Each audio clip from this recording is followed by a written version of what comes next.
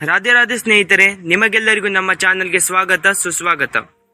ಸ್ನೇಹಿತರೆ, ಇದು ಮಹಾಭಾರತದಲ್ಲಿ ಬರುವ ಕತೆ. ಒಮ್ಮೆ ಧೃತರಾಷ್ಟ್ರನ ಹತ್ತಿರ ವೇದವ್ಯಾಸರು ಬಂದು, ನೋಡು ಧೃತರಾಷ್ಟ್ರ, ನಿನ್ನ ಮಕ್ಕಳಾದ ದುರ್ಯೋಧನ, ದುಶ್ಯಾಸನ ಹಾಗೂ ನಿನ್ನ ಭಾವಮೈದುನ ಶಕುನಿ ಇವರು ಪಾಂಡು ಮಕ್ಕಳಿಗೆ ತುಂಬಾ ತೊಂದರೆ ಕೊಡುತ್ತಿದ್ದಾರೆ. ನೀನು ಅವರಿಗೆ ಸ್ವಲ್ಪ ಬುದ್ಧಿ ಹೇಳಬಾರದೆ ಎಂದು ಕೇಳಿದರು. ಇದರಿಂದ ಧೃತರಾಷ್ಟ್ರನಿಗೆ ಬೇಜಾರಾಯಿತು. ನೀವು ಯಾವಾಗಲೂ ನನ್ನ ಮಕ್ಕಳಿಗೆ ಬುದ್ಧಿ ಹೇಳುವಂತೆ ಹೇಳುತ್ತೀರಿ. ನೀವು ಪಾಂಡು ಮಕ್ಕಳ ಮೇಲೆ ಹೆಚ್ಚು ವಾತ್ಸಲ್ಯ ಪ್ರೀತಿ ತೋರಿಸುತ್ತೀರಿ. ಯಾಕೆ ನನ್ನ ಮಕ್ಕಳು ನಿಮಗೆ ಮೊಮ್ಮಕ್ಕಳಲ್ಲವೇ? ಪಾಂಡು ಮಕ್ಕಳು ಮಾತ್ರ ಮೊಮ್ಮಕ್ಕಳ ಎಂದು ಕೇಳಿದ. ಇದನ್ನು ಕೇಳಿದ ವ್ಯಾಸರು ಒಂದು ಕತೆ ಹೇಳುತ್ತಾರೆ. ಒಮ್ಮೆ ದೇವಲೋಕದಲ್ಲಿ ಕಾಮಧೇನು ಅಳುತ್ತಿದ್ದಳು. ಅಲ್ಲಿಗೆ ಬಂದ ಇಂದ್ರದೇವ, ಯಾಕೆ ಅಳುತ್ತಾ ಇದ್ದೀಯಾ? ನಮ್ಮಿಂದ ಏನಾದರೂ ತಪ್ಪಾಯಿತಾ? ಅಥವಾ ಯಾರಾದರೂ ನಿನ್ನ ಮನಸ್ಸಿಗೆ ನೋವಾಗುವಂತೆ ಮಾತನಾಡಿದರಾ ಎಂದು ಕೇಳಿದ. ಕಾಮಧೇನು ಇಂದ್ರನನ್ನು ಕರೆದು, ಅಲ್ಲಿ ನೋಡು ಎಂದು ಭೂಮಿಯ ಕಡೆ ತೋರಿಸಿದಳು. ಇಂದ್ರನು ನೋಡಿದ. ಅದೊಂದು ಹಳ್ಳಿ. ಅಲ್ಲಿ ಸ್ವಲ್ಪ ಗದ್ದೆ ಇತ್ತು. ಅದು ಬಡ ರೈತನ ಗದ್ದೆಯಾಗಿತ್ತು. ರೈತನು ಅವನ ಹತ್ತಿರವಿದ್ದ 2 ಎತ್ತುಗಳನ್ನು ನೇಗಿಲಿಗೆ ಕಟ್ಟಿ ಗದ್ದೆಯಲ್ಲಿ ಕೆಲಸ ಮಾಡಿಸುತ್ತಿದ್ದ. ಅವು ಮುಂದೆ ಹೋಗದಿದ್ದರೆ ಬಾರುಕೋಲಿನಿಂದ ಅವುಗಳಿಗೆ ಹೊಡೆಯುತ್ತಿದ್ದ. ಆ ಎತ್ತುಗಳು ಸರಿಯಾಗಿ ಹೊಟ್ಟೆಗೆ ಇಲ್ಲದೆ ಚರ್ಮ, ಮೂಳೆ ಮಾತ್ರ ಕಾಣಿಸುತ್ತಿತ್ತು. ಅವುಗಳಿಗೆ ನೇಗಿಲನ್ನು ಎಳೆಯಲು ಆಗುತ್ತಿರಲಿಲ್ಲ. ರೈತನು ಹೊಡೆಯುತ್ತಿದ್ದ. ಹೀಗಾಗಿ ಅವುಗಳ ಕಣ್ಣಲ್ಲಿ ನೀರು ಬರುತ್ತಿತ್ತು. ಎತ್ತುಗಳನ್ನು ತೋರಿಸಿದ ಕಾಮಧೇನು, ದೇವರಾಜ, ನನ್ನ ಮಕ್ಕಳು ಹೀಗೆ ಅಳುತ್ತಿವೆ. ಅವುಗಳ ಕಷ್ಟ ನನ್ನಿಂದ ನೋಡಲಾಗುತ್ತಿಲ್ಲ. ಏನಾದರೂ ಮಾಡಿ ಅವುಗಳ ಕಷ್ಟವನ್ನು ಪರಿಹರಿಸು ಎಂದು ಕೇಳಿಕೊಂಡಿತು. ಇದಕ್ಕೆ ಇಂದ್ರನು, ಏನಮ್ಮ ಕಾಮಧೇನು, ನಿನಗೆ ಇವೇ 2 ಮಕ್ಕಳ? ಎತ್ತು ಹಸುಗಳು ಸೇರಿ ಕೋಟಿ ಕೋಟಿ ಮಕ್ಕಳಿದ್ದಾರೆ.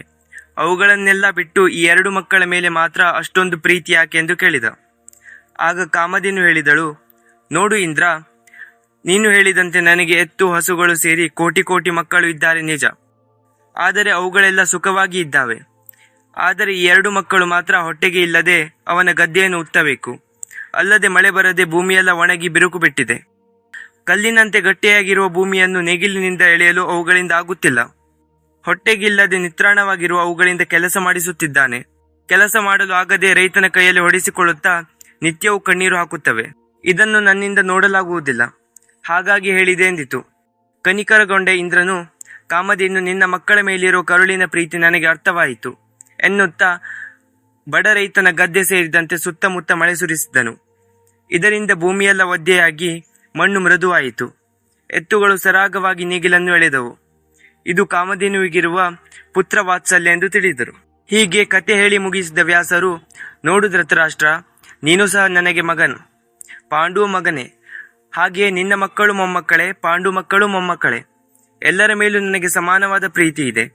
ಆದರೆ ಯಾವ ಮಕ್ಕಳು ಹೆಚ್ಚು ಕಷ್ಟಪಡುತ್ತಿರುತ್ತಾರೋ ಅವರ ಬಗ್ಗೆ ಹೆತ್ತ ತಂದೆ ತಾಯಿಗೆ ಕನಿಕರ ಪ್ರೀತಿ ಜಾಸ್ತಿ ಇರುತ್ತದೆ.